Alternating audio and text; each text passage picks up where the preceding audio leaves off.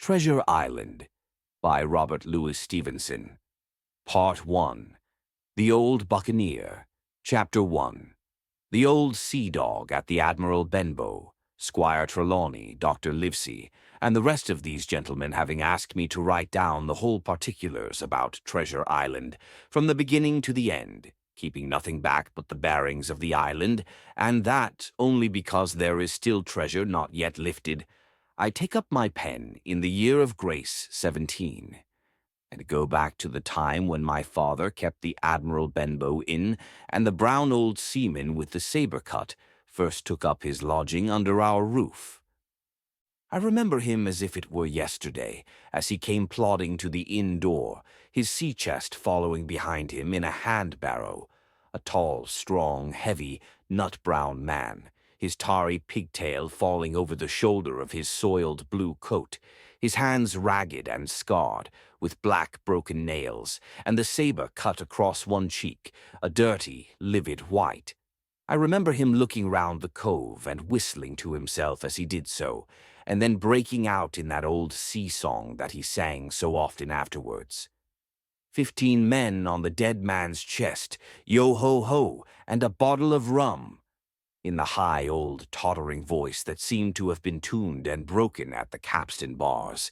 Then he rapped on the door with a bit of stick like a handspike that he carried, and when my father appeared, called roughly for a glass of rum. This, when it was brought to him, he drank slowly like a connoisseur, lingering on the taste and still looking about him at the cliffs and up at our signboard. "This is a handy cove," says he at length, "and a pleasant sitiated grog shop. Much company, mate." My father told him no, very little company, the more was the pity. "Well then," said he, "this is the berth for me. Here you, matey," he cried to the man who trundled the barrow, "bring up alongside and help up my chest. I'll stay here a bit," he continued. "I'm a plain man. Rum and bacon and eggs is what I want, and that head up there for to watch ships off. What you mought call me? You mought call me captain. Oh, I see what you're at. There," and he threw down 3 or 4 gold pieces on the threshold. "You can tell me when I've worked through that," says he, looking as fierce as a commander. And indeed, bad as his clothes were, and coarsely as he spoke, he had none of the appearance of a man who sailed before the mast, but seemed like a mate or skipper accustomed to be obeyed or to strike. The man who came with the barrow told us the mail had set him down the morning before at the Royal George, that he had inquired what inns there were along the coast, and hearing ours well spoken of, I suppose, and described as lonely, had chosen it from the others for his place of residence, and that was all we could learn of our guest. He was a very silent man by custom. All day he hung round the cove or upon the cliffs with a brass telescope. All evening he sat in a corner of the parlour next the fire and drank rum and water very strong. Mostly he would not speak when spoken to, only look up sudden and fierce, and blow through his nose like a foghorn, and we and the people who came about our house soon learned to let him be. Every day when he came back from his stroll, he would ask if any seafaring men had gone by along the road. At first we thought it was the want of company of his own kind that made him ask this question, but at last we began to see he was desirous to avoid them.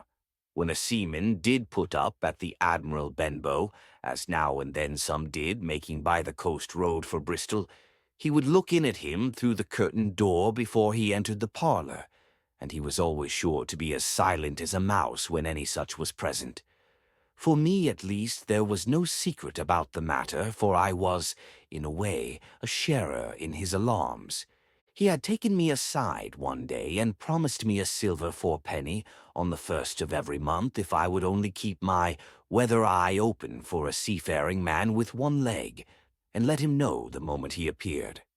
Often enough, when the 1st of the month came round and I applied to him for my wage, he would only blow through his nose at me and stare me down. But before the week was out he was sure to think better of it, bring me my fourpenny piece, and repeat his orders to look out for the seafaring man with one leg.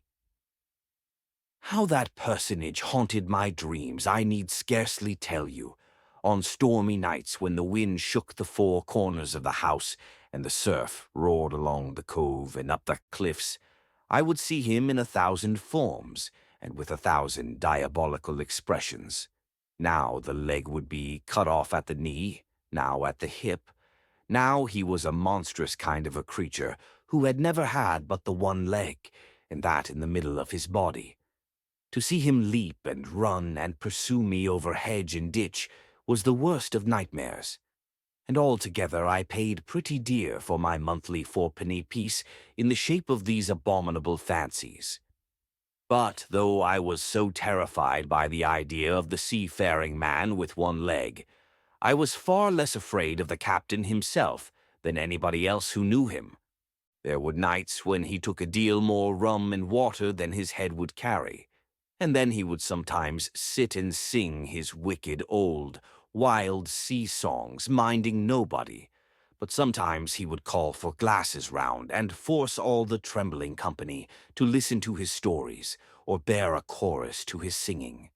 Often I have heard the house shaking with yo-ho-ho and a bottle of rum, all the neighbors joining in for dear life with the fear of death upon them, and each singing louder than the other to avoid remark. For in these fits he was the most overriding companion ever known. He would slap his hand on the table for silence all round. He would fly up in a passion of anger at a question, or sometimes because none was put, and so he judged the company was not following his story, nor would he allow anyone to leave the inn till he had drunk himself sleepy and reeled off to bed. His stories were what frightened people worst of all. Dreadful stories they were, about hanging and walking the plank, and storms at sea and the dry Tortugas, and wild deeds and places on the Spanish Main. By his own account, he must have lived his life among some of the wickedest men that God ever allowed upon the sea, and the language in which he told these stories shocked our plain country people almost as much as the crimes that he described. My father was always saying the inn would be ruined, for people would soon cease coming there to be tyrannized over and put down and sent shivering to their beds. But I really believe his presence did us good. People were frightened at the time, but on looking back they rather liked it. It was a fine excitement in a quiet country life, and there was even a party of the younger men who pretended to admire him, calling him a true sea-dog and a real old salt, and such like names, and saying there was the sort of man that made England terrible at sea. In one way, indeed, he bade fair to ruin us, for he kept on staying week after week, and at last month after month, so that all the money had been long exhausted, and still my father never plucked up the heart to insist on having more. If ever he mentioned it, the captain blew through his nose so loudly that you might say he roared, and stared my poor father out of the room. I have seen him wringing his hands after such a rebuff, and I am sure the annoyance and the terror he lived in must have greatly hastened his early and unhappy death. All the time he lived with us, the captain made no change whatever in his dress but to buy some stockings from a hawker. One of the cocks of his hat having fallen down, he let it hang from that day forth, though it was a great annoyance when it blew. I remember the appearance of his coat, which he patched